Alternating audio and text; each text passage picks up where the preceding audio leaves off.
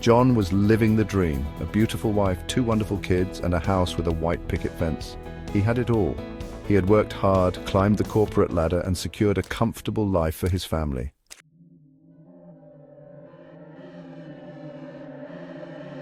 John's initial success fueled his desire. He delved deeper into the world of day trading, the thrill of a winning trade, the adrenaline rush of seeing his profits soar. It was intoxicating.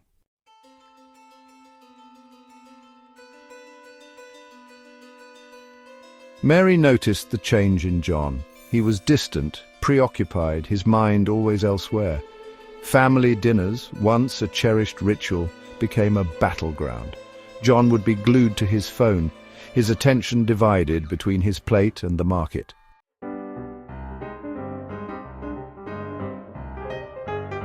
John's office, once a sanctuary for household bills and children's drawings, transformed into a chaotic trading floor. Sleep became a luxury he could no longer afford. Every minute felt crucial, another opportunity to win or lose. His work, the steady job that had provided for his family, became an afterthought. Meetings were missed, deadlines ignored.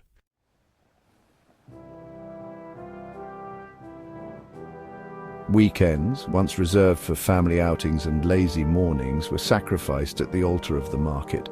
John, glued to his phone, would pace around the house, muttering about moving averages and short squeezes, oblivious to the world around him. He missed school, plays, soccer games and birthday parties, his absence marked by an empty chair and a growing sense of disappointment in his children's eyes. John's internal struggle intensified.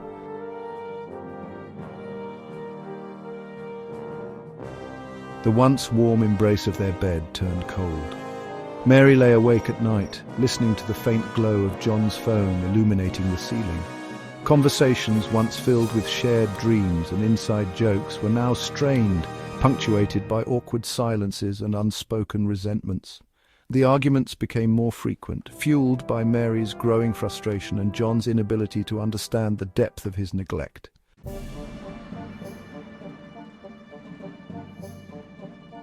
John's world shrank, the walls of his home office closing in like the bars of a self-imposed prison.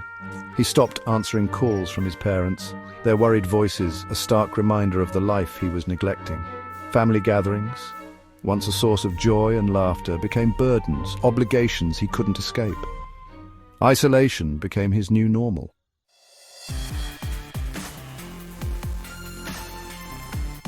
The warning signs were flashing red, but John, blinded by his obsession, refused to see them. His bank account, once a source of pride and security, fluctuated wildly, riding the roller coaster of his impulsive trades. Mary's pleas grew more desperate. She begged him to stop, to remember his priorities, to see the damage he was inflicting on their family.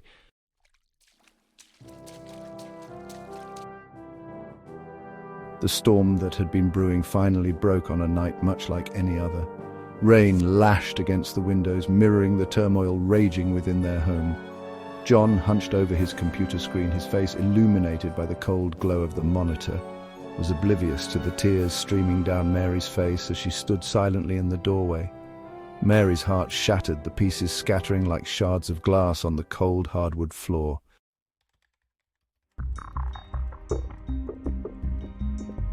John's world, a house of cards built on volatile stocks and risky bets, came crashing down on a Tuesday. The market, once a predictable dance of numbers, morphed into a raging bull, goring anyone foolish enough to stand in its path.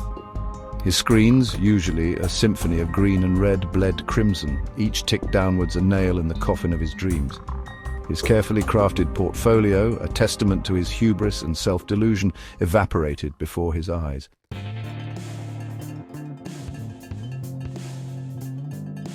The reckoning. The consequences of John's actions hit home, leaving his life in ruins. The phone calls started, each one a hammer blow to his spirit. Credit card companies demanded payment on his maxed-out accounts. The bank threatened foreclosure on his home. His work calls went unanswered. Colleagues whispered about his downfall. His boss delivered the news. His services were no longer required. He had become a pariah, a cautionary tale. His world had shrunk to the confines of his home. John, stripped of his illusions, finally felt the weight of his actions. It was a crushing burden of guilt and shame. He had sacrificed everything and was left with nothing but regret.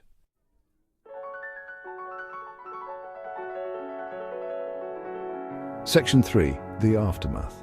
John grapples with the devastating consequences of his choices and faces the loss of his family. The silence in the house was deafening. Gone was the comforting aroma of Mary's home-cooked meals, replaced by the hollow echo of his footsteps on the cold, hardwood floor. The laughter of his children, once the soundtrack to his life, was now a distant memory, a painful reminder of what he had so carelessly thrown away. He found Mary in their bedroom, packing a suitcase. Her movements were mechanical, devoid of the grace and fluidity he had always admired. Her face, once radiant with love and warmth, was now a mask of sadness, her eyes red-rimmed from crying, her lips a thin, tight line. "Where are you going?" John's voice was a broken whisper, barely audible above the hammering of his heart. Mary didn't look at him, her voice flat, devoid of emotion. "I can't do this anymore, John. I can't live like this, not anymore. I need to protect the children, protect them from this." Her words were like daggers piercing his heart, each syllable a testament to his failure. He had become a danger to the very people he swore to protect, a burden they could no longer bear. The realization hit him with the force of a physical blow, knocking the air from his lungs, leaving him gasping for breath, gasping for a second chance.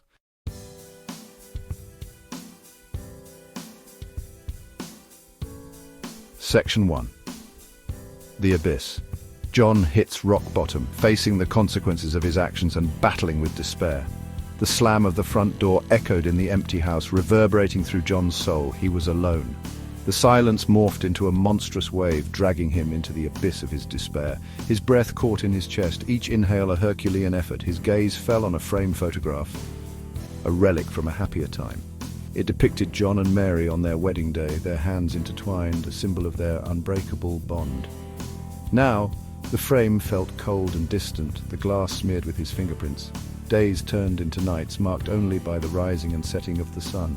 He moved through life like a ghost, his spirit crushed under the weight of his guilt. Sleep offered no escape, his nights haunted by nightmares of plunging stock prices. He had lost everything: his wife, his children, his home, his savings, his job, his friends, his dignity.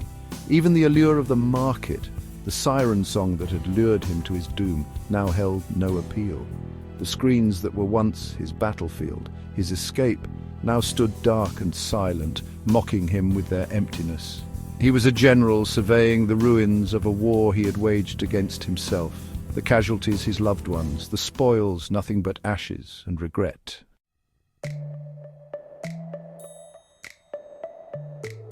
One evening, adrift in his despair, John stumbled upon a box of old books tucked away in the attic. As he dusted off forgotten novels and childhood treasures, his fingers brushed against a worn, leather-bound journal. It was Mary's. He hesitated, his heart aching with a familiar blend of longing and regret. He opened the journal, his fingers tracing the elegant curves of Mary's handwriting. He read entries filled with hope and dreams, chronicles of their courtship, the joy of their wedding day, the overwhelming love for their children. As he turned the pages, his throat constricted, tears blurring his vision. He saw glimpses of the man he once was, the man Mary had fallen in love with, the man he had buried beneath layers of ambition and greed. One entry, dated a few months before their separation, pierced through his heart like a shard of glass. It was a plea, a desperate cry for help from a wife who felt invisible, abandoned, and alone. She wrote of her fear, not of financial ruin, but of losing him, the man she loved, to a force she couldn't comprehend. In that moment, John realized the depth of his betrayal. He had been so consumed by his own demons, his own selfish desires, that he had failed to see the pain he was inflicting on the people who mattered most. The realization hit him with the force of a physical blow, leaving him gasping for breath, his chest constricted with a pain far greater than any financial loss.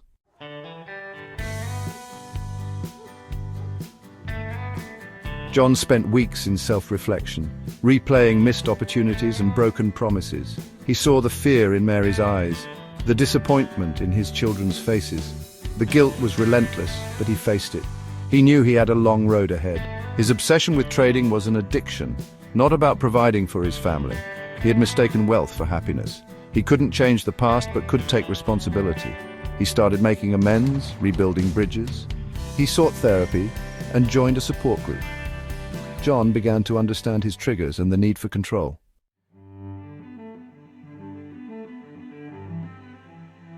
John found himself living in a small, sparsely furnished apartment, a far cry from the spacious home he once shared with his family. He traded the market's rush for the quiet dignity of honest work at a local bookstore, surrounded by the comforting smell of old paper and ink. He walked to work each day, the crisp morning air a welcome change. He reconnected with his parents, their voices now tinged with cautious hope. John embraced the slow, steady rhythm of his new life, finding solace in books. He learned true happiness in small, quiet moments of grace and human connection.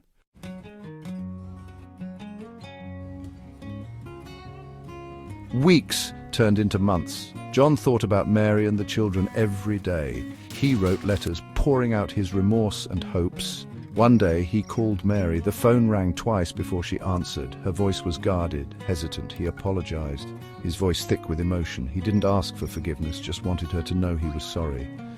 When she finally spoke, her voice was soft, sad. She said she didn't know if she could ever forgive him. He told her he understood and would give her time. He promised to become a better man, worthy of her love.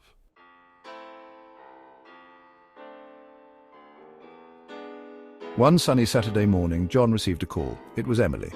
Her voice, now tinged with the awkwardness of adolescence, was hesitant at first, then softened as they talked.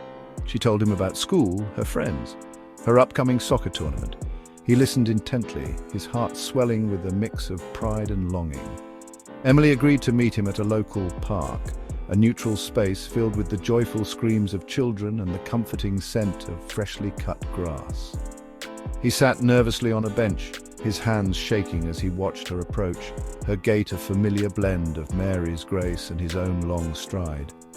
The conversation was awkward at first, punctuated by long silences and nervous laughter. John told her about his job at the bookstore, his therapy sessions, his efforts to rebuild his life. He didn't shy away from his mistakes, explaining in simple terms how his addiction had clouded his judgment, how his actions had hurt the people he loved most.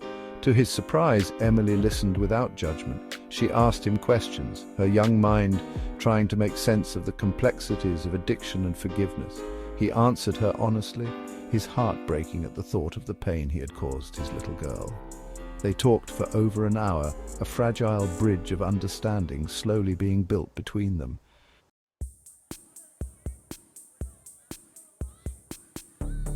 The park became their sanctuary, a place where John could reconnect with his children, one hesitant step at a time. He started attending Emily's soccer games, cheering from the sidelines, his heart swelling with pride at her every goal.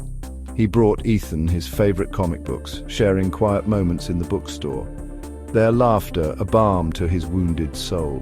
He saw Mary occasionally, brief encounters at school events or in the grocery store. The anger in her eyes had softened, replaced by a weary sadness that mirrored his own. He knew that forgiveness, if it ever came, would be a long, arduous journey. But he was willing to wait, to prove to her through his actions that he was a changed man. John's life was simple, his days filled with honest work and quiet reflection. He had traded the pursuit of wealth for something far more valuable: the love and respect of his children, the hope of one day regaining the trust of the woman he loved. He knew that he might never fully escape the shadow of his past, but he was determined to forge a new path, one paved with integrity, humility, and an unwavering commitment to his family. He continued to attend therapy, finding solace in the shared experiences of others who had battled their own demons.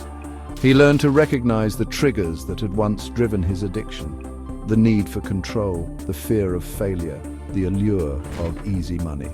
He replaced the adrenaline rush of the market with the quiet satisfaction of a hard day's work, the simple joy of a walk in the park with his children, the comforting silence of an evening spent reading with a cup of tea.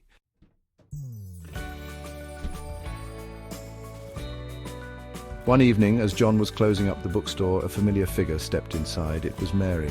Her eyes, once filled with hurt and anger, now held a flicker of curiosity, perhaps even a hint of hope. They talked for hours that night, their conversation flowing easily, bridging the chasm that had separated them for so long. John told Mary about his work at the bookstore, his therapy sessions, his deep regret for the pain he had caused. He didn't make excuses, didn't try to minimize his mistakes. He simply spoke from the heart, his words a testament to the transformative power of self-reflection and the enduring strength of love. Mary listened intently, her expression softening as John spoke.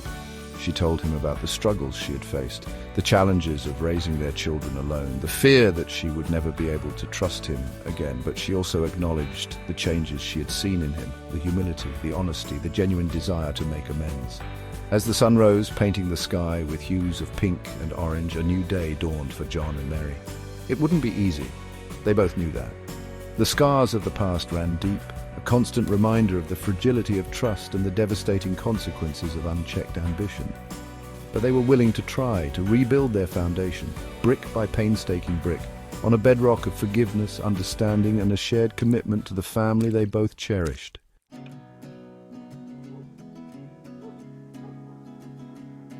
Life wasn't perfect, John realized, but it was good. He had found a new kind of success, one not measured in dollars and cents, but in the warmth of his children's embraces, the quiet joy of sharing a meal with Mary, the simple satisfaction of a life lived with purpose and integrity. He had learned the hard way that the pursuit of wealth could be a siren song, luring even the most well-intentioned astray. He had mistaken ambition for happiness, success in the market for self-worth, and in doing so had nearly destroyed everything he held dear. The market, he now understood, was a fickle mistress, its rewards fleeting, its allure often deceptive. True wealth, he realized, lay not in the accumulation of possessions, but in the richness of human connection, the enduring strength of family, the quiet satisfaction of a life lived in service to others. John's journey was a testament to the resilience of the human spirit, the transformative power of redemption, and the enduring strength of love. It was a story of loss and recovery, of ambition and its consequences, of the importance of balance and the true meaning of success.